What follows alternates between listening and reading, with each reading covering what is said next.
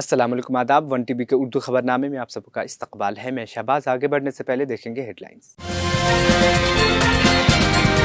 वज़ीर आला रेवंत रेड्डी का बड़ा ऐलान, सेल्फ हेल्प ग्रुप के 1 करोड़ अरकान को करोड़पति बनाने का आज़्म।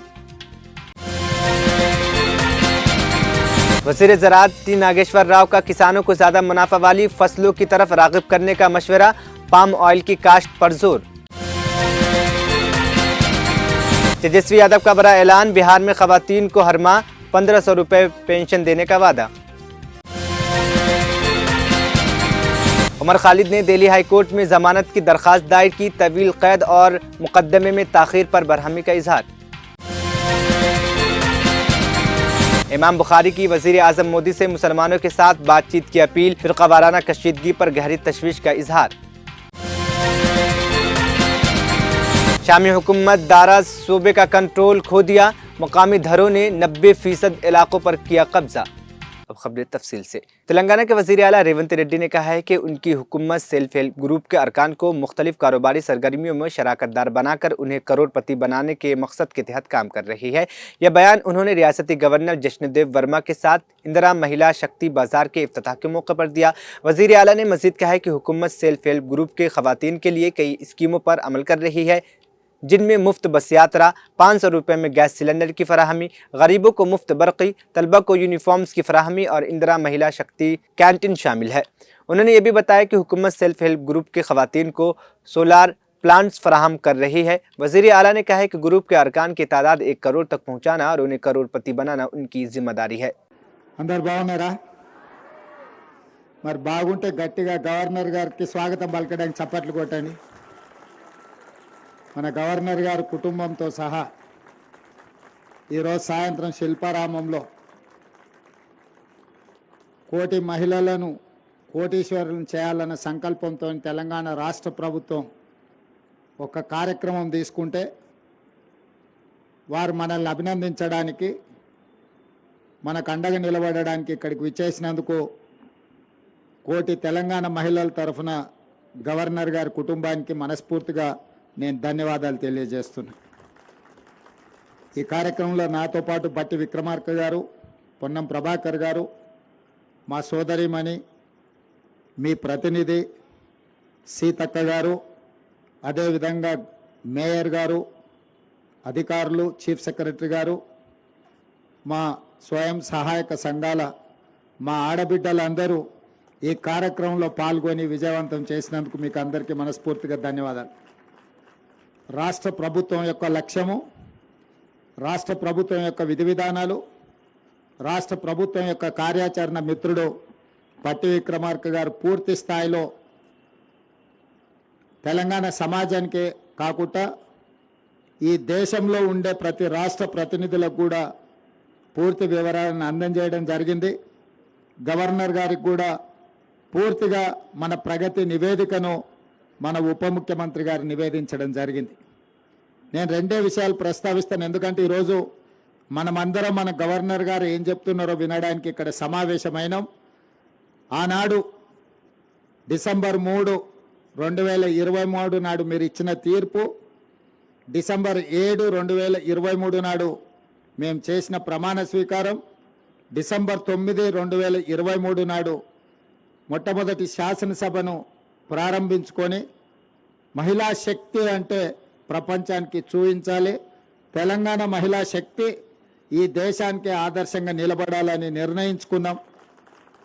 ఆ నిర్ణయంలోనే భాగస్వాములుగా మిమ్మల్ని చేయాలని, సోలార్ పవర్ ప్రాజెక్టులు అదాని అంబానీలతో మా ఆడబిడ్డలు పోటీ పడాలని, మీ అందరినీ 1 కోటి మంది ఆడబిడ్డల్ని కోటీశ్వరులను చేయడమే లక్ష్యంగా ఈరోజు ఈ ప్రభుత్వం నిర్దిష్టమైన కార్యాచరణను తీసుకొని ముందుకు వెళ్తుంది. ఆర్టీసీలో ఉచిత ప్రయాణం 115 కోట్ల మంది ఆడబిడ్డలు ప్రయాణం చేసి ఈ సంవత్సరంలో 4000 కోట్ల రూపాయలు ఆర్టీసీకి ఆడబిడ్డల తరఫున మనం చెల్లించినాం.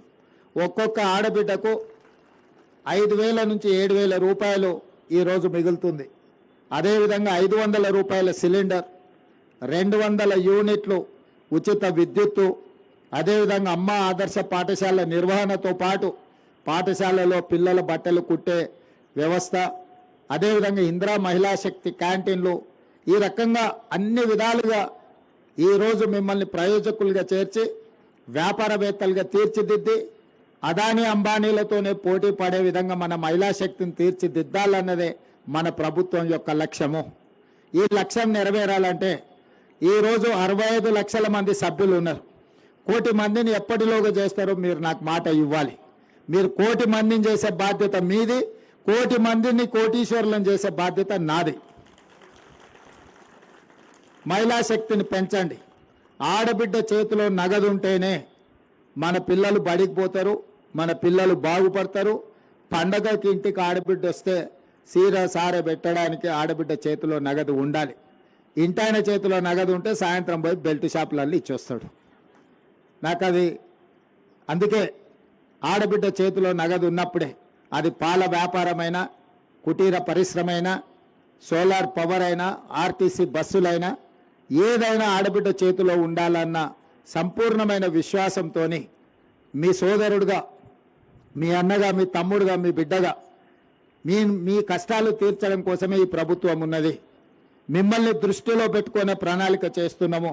ఈ పక్కలనే హైటెక్ సిటీ, ఆ పక్కలన్నీ ఐటీ కంపెనీలు. ఈ ప్రాంతం అంటేనే కోటీశ్వర్ల యొక్క ప్రాంతం.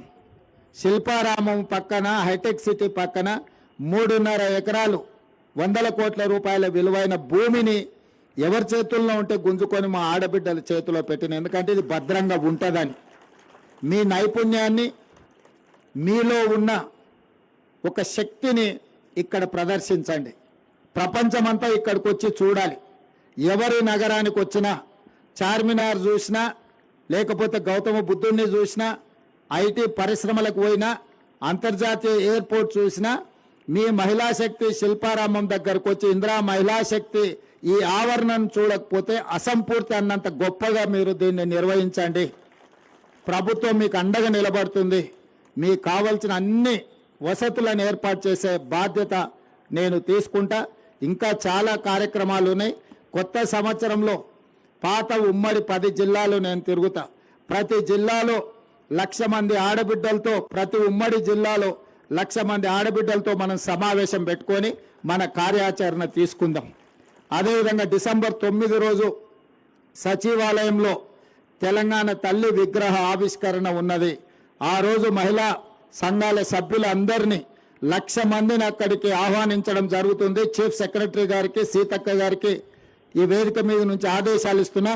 తెలంగాణ తల్లి విగ్రహ ఆవిష్కరణ మీ కరతాల తన్నుల మధ్యలోనే డిసెంబర్ 9 సాయంత్రం ప్రారంభించుకోవాలనుకుంటున్నాం. మీరు అందరినీ అక్కడికి రావాల్సిందిగా ఆహ్వానిస్తూ మీ అందరి దగ్గర సెలవు తీసుకుంటున్నా. ధన్యవాదాలు సోదరి మల్లారా. तेलंगाना के वज़ीर ज़राअत टी नागेश्वर राव ने सूर्यापेट जिले में तरक्याती कामों के संग बुनियाद के तकरीब से खिताब करते हुए किसानों के रवायती फसलों के बजाय ज्यादा मुनाफा वाली फसलें उगाने की तजवीज़ दी है। वज़ीर मौसूफ ने कहा है कि अगर किसान पाम ऑयल की काश्त करे तो धान के मुकाबले में ज्यादा मुनाफा हासिल कर सकते हैं, जिसके लिए हुकूमत 51 करोड़ रुपए फी एकड़ सब्सिडी फराहम करेगी। उन्होंने किसानों से फरसूदा ख्यालात को छोड़कर जदीद तरीकों को अपनाने की अपील की और कहा कि इस साल किसानों की फलाह के लिए 60,000 करोड़ रुपए मख्तस किए गए हैं। वज़ीर ने यह भी कहा है कि किसानों को सिर्फ हुकूमती इमदादी स्कीमों पर इन्हिसार करने के बजाय ज्यादा मुनाफा कमाकर दूसरों की मदद करनी चाहिए। రైతు బంధు రాలేదు, రైతు బీమా రాలేదు, రుణమాఫీ రాలేదని అడుక్కునే బతుకు మనకు అవసరం లేదు. అయితే గత కొన్ని కాలంగా ఇబ్బందులు పడ్డారు, కష్టాల్లో ఉన్నారు, అప్పుల్లో ఉన్నారని చెప్పి ప్రభుత్వానికి ఇబ్బంది ఉన్నా, కష్టం ఉన్నా ధైర్యంతో, సాహసంతో మొదటి పంట కాలంలో భారతదేశంలో 21,000 కోట్లు రైతులు జమ చేసినటువంటి ప్రభుత్వం. గత ప్రభుత్వం ఇవ్వనటువంటి 7,625 కోట్లు రైతు బంధుని రిలీజ్ చేసినటువంటి ప్రభుత్వం. 3,000 కోట్లు అదేవిధంగా రైతు బీమాకి, మిగతా వీటికి వసూలు మీ ఖాతాల్లో చేశాం. చేయాలి. కొత్తగా నాకు రైతు బంధు రాలేదు, రైతు బీమా రాలేదు, రుణమాఫీ రాలేదని అడుక్కునే బతుకు మనకు అవసరం లేదు. అయితే గత కొన్ని కాలంగా ఇబ్బందులు పడ్డారు, కష్టాల్లో ఉన్నారు, అప్పుల్లో ఉన్నారని చెప్పి ప్రభుత్వానికి ఇబ్బంది ఉన్నా, కష్టం ఉన్నా ధైర్యంతో, సాహసంతో మొదటి పంట కాలంలో భారతదేశంలో 21,000 కోట్లు రైతులు జమ చేసినటువంటి ప్రభుత్వం. గత ప్రభుత్వం ఇవ్వనటువంటి 7,625 కోట్లు రైతు బంధుని రిలీజ్ చేసినటువంటి ప్రభుత్వం. 3,000 కోట్లు అదేవిధంగా రైతు బీమాకి, మిగతా వీటికి వసూలు మీ ఖాతాలో వేసాం। रियासती वजीर ट्रांसपोर्ट और हैदराबाद के इंचार्ज वजीर पूनम प्रभाकर ने सियासी जमातों के कायदीन, अवामी नुमाइंदों और आला ओहदेदारों से अपील की है कि वो घर घर जामे खानदानी सर्वे में हिस्सा लें। अपने बयान में पूनम प्रभाकर ने कहा है कि अगर किसी सियासी कायद या अवामी नुमाइंदे ने अपनी मसरूफियात की वजह से मालूमात फराहम नहीं की है तो वो सर्वे से मुताल्लिक मालूमात हासिल करने के लिए शुमार कुनिंदगान से फ़ोन पर राब्ता कर सकते हैं। उन्होंने वाज़ेह किया है कि सर्वे में कोई सियासत नहीं है और माजी में KCR हुकूमत के दौरान जब घर घर सर्वे कराया गया था तो उस वक्त कांग्रेस की तमाम कायदीन ने हिस्सा लिया था। पूनम प्रभाकर ने मजीद कहा है कि तमाम सियासी कायदीन को ज़ात पात के सर्वे में ताउन करना चाहिए और अगर अपोजिशन कायदीन इसमें हिस्सा नहीं लेंगी तो यह मुनासिब बात नहीं होगी। నేటికి మంత్రిగా ప్రమాణ స్వీకారం చేసి ఒక సంవత్సరం అయింది। శాఖల పరంగా ప్రభుత్వ పరిపాలన పరంగా రేవంత్ రెడ్డి గారు ముఖ్యమంత్రిగా, బట్టి విక్రమార్క గారు ఉప ముఖ్యమంత్రిగా, సహచర కేబినెట్ మంత్రులు, శాసనసభ్యులు, శాసన మండలి సభ్యులు, కార్యకర్తలందరి సహకారంతో, అధికారుల సహకారంతో ఒక ప్రజాసేవ లోపల సంతృప్తికరంగా సేవ చేసినాం। ప్రభుత్వం అనేక చారిత్రాత్మక నిర్ణయాలు తీసుకుంది। ముఖ్యంగా రైతాంగ రుణమాఫీ కావచ్చు, 200 యూనిట్ల ఉచిత విద్యుత్ కావచ్చు, 500 సిలిండర్ కావచ్చు, లేదా తెలంగాణ అక్క చెల్లెలందరికీ ఉచితంగా మహిళలు బస్ ప్రయాణం చేయడం కావచ్చు, ఒక విద్యార్థి నాయకుడిగా గతంలో ఉద్యమించిన హక్కు అయినటువంటి పిల్లల మెస్ ఛార్జీలు పెంచడం కావచ్చు, ఈ విధంగా అనేక రకాల సంక్షేమ కార్యక్రమాలు చేసిన ఈ ప్రభుత్వం తప్పకుండా భవిష్యత్తు 4 ఏళ్లలో మేము ఇచ్చిన హామీలన్నీ పూర్తి చేస్తామనే విషయాన్ని తెలియజేస్తూ ఆ విధంగా ప్రజలంతా ఈ ప్రభుత్వాన్ని ఆశీర్వదించాలి, ఈ మొదటి సంవత్సరం పూర్తి చేసుకుంటున్న సందర్భంగాని కోరుతూ అందరికీ నా హృదయపూర్వక నమస్కారాలు తెలియజేస్తాను। बिहार असम्बली में अपोजिशन रहनुमा तेजस्वी प्रसाद यादव ने अगले साल होने वाले असम्बली इंतखाबात से कबल एक बड़ा सियासी ऐलान किया है। उन्होंने कहा है कि खवातीन, बूढ़े और माजूर अफराद को हर माह 1500 रुपये पेंशन के तौर पर दिए जाएंगे। यह ऐलान उन्होंने जुमा के रोज़ राष्ट्रीय जनता दल RJD के जनता संवाद प्रोग्राम के दौरान कहा। तेजस्वी यादव ने कहा कि कई रियासतों में खवातीन को यकमुश्त रकम मिल रही है और अब वो यहाँ भी ऐसा ही कदम उठाएंगे। यह ऐलान बिहार में अगली असम्बली इंतखाबात से कबल एक अहम सियासी दाव के तौर पर देखा जा रहा है। और इस कार्यक्रम के तहत ही जो लोग कई बार जो है कार्यकर्ता जो बातें कहते हैं, जो गांव ग्रामीणों को जो दिक्कतें आती हैं, उन समस्याओं को हम लोगों के समक्ष लाते हैं। और इसी के तहत हम सब लोगों ने निर्णय भी लिया है और हम लोगों ने तय किया हमारी पार्टी ने कि जिस प्रकार से जो सामाजिक सुरक्षा जो पेंशन है मात्र 400 रुपये जो है मिलता है, चाहे दिव्यांग हो हमारे या जो विधवा बहनें हैं, माताएं हैं, उनको मात्र सुरक्षा पेंशन में जो है 400 रुपये मिलता है। हम लोगों ने तय किया है कि सुरक्षा पेंशन योजना और जो वृद्ध पेंशन जो है, जो बुजुर्गों का जो है वृद्धा पेंशन, उसको हम लोग जो है बढ़ा करके अगर हमारी सरकार बनती है तो 1500 रुपये हम लोग जो है तय किया है कि इसको करेंगे। और लोगों की मांग है, कई बार लोग जो है दरख्वास्त करते हैं और हमको लगता है कि एकदम पॉसिबल है। जिस प्रकार से हम लोगों ने 10 लाख नौकरियों का वादा नहीं प्रण लिया था और केवल 17 महीने में 5 लाख लोगों को सरकारी नौकरी दी, 3.5 लाख नौकरियां प्रक्रियाधीन हम लोगों ने कराया। और उस समय हमारे चाचा माननीय मुख्यमंत्री जी कहते थे कि असंभव है 20 में, कहाँ से लाएगा पैसे, लेकिन उन्हीं के हाथों हमने 5 लाख लोगों को नियुक्ति पत्र वितरण कराने का काम किया। बिहार गरीब राज्य है, पिछड़ा राज्य है, गरीबी है, पलायन है, महंगाई से लोग जो है परेशान हैं, बेरोजगारी सबसे बड़ा जो है मुद्दा है। इसके तहत जो है हम सब लोग बिहार घूम रहे हैं और लोगों से फीडबैक ले रहे हैं। पता चल रहा है कि लोग ज़मीन सर्वे से जो लोग हैं परेशान हैं, स्मार्ट मीटर बिजली के बिल से लोग जो है परेशान हैं। और हम लोगों को तब एहसास हुआ कि इसमें हम लोगों को सदन से सड़क तक आवाज़ उठाना चाहिए। स्मार्ट मीटर के तहत हम लोगों ने सदन में भी इस सवाल को उठाया और सड़क पर भी इस सवाल को उठाया। और हम लोगों ने कई बार कहा है कि 200 यूनिट फ्री बिजली अगर हमारी सरकार बनती है तो 200 यूनिट फ्री में बिजली हम लोग देंगे और यही नहीं करेंगे। अभी हम लोगों की कोशिश भी होगी कि अभी जो मौजूदा सरकार है उससे भी 200 फ्री यूनिट बिजली जो है हम लोग दिलवाने का काम करें। और मुझे लगता है कि इसमें हम विपक्ष मजबूर करेगा सरकार को कि किसी भी हालत में 200 यूनिट फ्री बिजली लोगों को मिले और स्मार्ट मीटर से भी जो परेशानी जो लोगों को हो रही है इस समस्या का हल हो।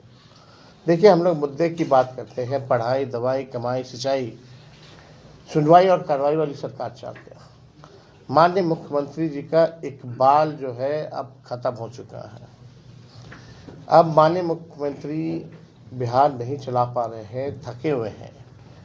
कुछ चंद अधिकारी हैं, कुछ चंद उनके आसपास जो लोग हैं, उनका चेहरे का केवल इस्तेमाल कर रहे हैं। भाषण देने से भी मना कर दिया गया। पूरे विधानसभा सत्र में जो अभी सत्र हुआ था, एक शब्द भी दोनों सदन में, चाहे विधानसभा हो या विधान परिषद हो, एक शब्द भी माननीय मुख्यमंत्री जी ने गंभीर विषयों पर कोई बात सदन में नहीं कहा। ये पहली बार ऐसा हुआ। ये क्यों हुआ है, क्या है? मुख्यमंत्री सदन के नेता होते हैं, सबकी अपेक्षा होती है, उम्मीदें होती हैं कि गंभीर से गंभीर मसले, जो जनता की जो समस्याएं हैं या जो विपक्ष जिन मुद्दों को उठा रहा है उस पर कुछ वक्तव्य दें। लेकिन माननीय मुख्यमंत्री जी हर एक इशू पर उन्होंने चुप्पी साधी हुई है। अब वो बोलने नहीं दिया जा रहा है या क्या कारण है, ये तो वही बता पाएंगे। लेकिन हम सब लोग देख रहे हैं कि जिस हिसाब से प्रशासन चल रहा है, पूरे बिहार में अफसरशाही जो है लागू हो चुकी है। ब्लॉक, थाना चले जाइए, भ्रष्टाचार ही भ्रष्टाचार है। बिना घूस के कोई काम नहीं हो रहा। अपराध जो है लगातार जो है बढ़ता जा रहा। अपराध का तो हम लगातार जो है बुलेटिन जारी करते हैं। कितने वारदात हो रहे हैं, हत्या, लूट, अपहरण, रेप जैसे मामले हैं, लेकिन पुलिस जो है पूरी तरीके से फेल हो चुकी है।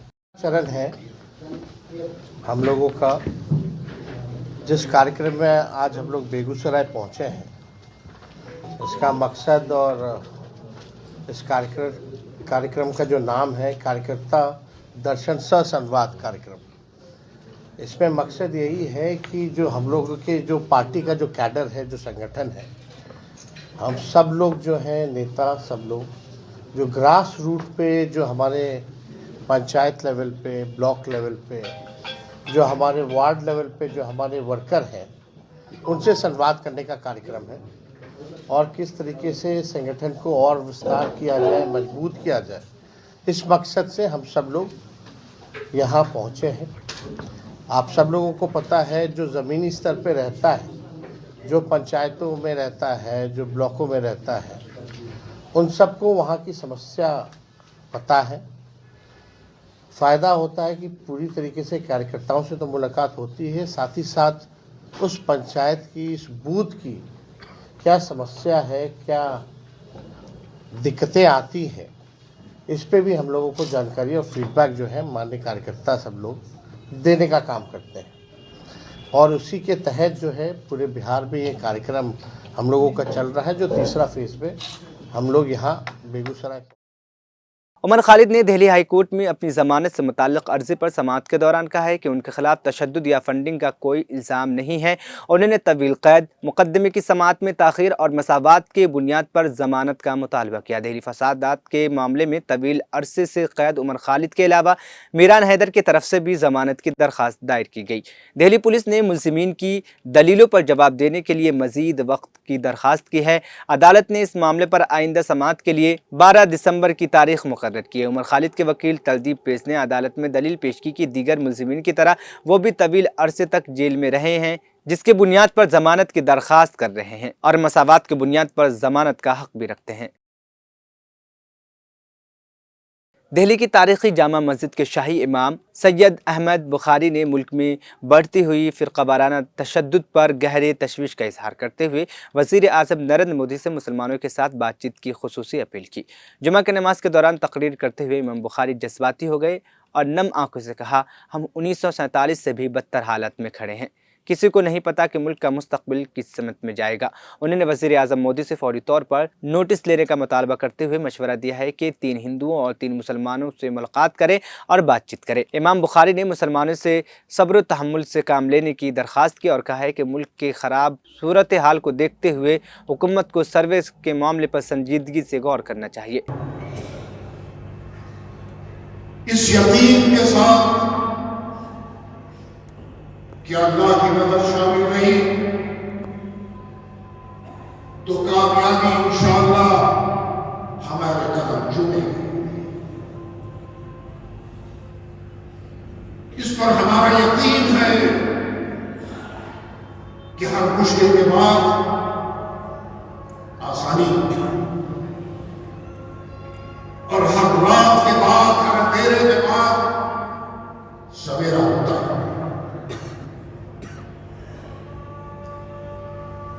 बुजुर्गों, नौजवानों, मुल्क की आजादी के बाद हिंदुस्तान के अवाम बिलखुसूस मुसलमानों ने ये सोचा था कि नए हिंदुस्तान में एक दस्तूर बने जहां रवादारी होगी, कानून होगा, बराबरी होगी, हुकूक मिलेंगे, कोई नंगे बदन नहीं होगा, ना कोई मजलूम होगा, ना इंसाफी नहीं होगी, इंसाफ होगा। मगर अफसोस क्या मालूम था कि आज इन बदकिस्मत हालात से भी हमको गुजरना पड़ेगा।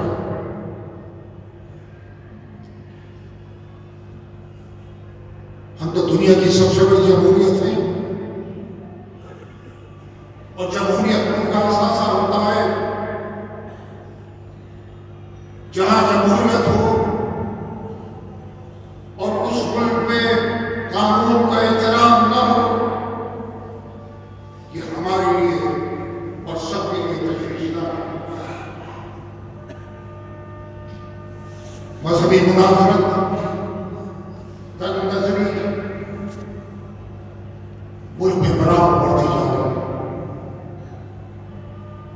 ये नफरत मुल्क को किधर लेकर जाएगी, ये सवाल मुल्क के सामने खड़ा है। शाम की जंग पर नजर रखने वाली तंजीम के मुताबिक शामी हुकूमत जुनूबी शहर दारा और सूबे का कंट्रोल खो चुकी है, जो 2011 में होने वाली बगावत का गढ़ था। Syrian observatory for human rights ने इत्तला दी है कि मकामी धरों ने दारा शहर समेत सूबे दारा के मजीद इलाकों पर कब्जा कर लिया है। हुकूमती फौज के यके बाद दीगर इनखला से सूबे के 90% से ज़्यादा हिस्सों पर मकामी धरों का कब्जा हो गया है। तंजीम के सरबराह रामी अब्दुर्रहमान के मुताबिक दारा सूबे का सिर्फ सनमाइन का इलाका अभी तक हुकूमत के पास है। इलाहाबाद जुमा के अवाबिल में मकामी धरों ने अर्दन के साथ नसीब जाबिर सरहदी क्रॉसिंग पर भी कब्जा कर लिया है। आखिर में हेडलाइंस फिर। वज़ीर आला रेवंत रेड्डी का बड़ा ऐलान, सेल्फ हेल्प ग्रुप के 1 करोड़ अरकान को करोड़पति बनाने का आज़्म। वज़ीर ज़राअत टी नागेश्वर राव का किसानों को ज्यादा मुनाफा वाली फसलों की तरफ राग़िब करने का मशवरा, पाम ऑयल की काश्त पर जोर। तेजस्वी यादव का बड़ा ऐलान, बिहार में खवातीन को हर माह 1500 रुपए पेंशन देने का वादा।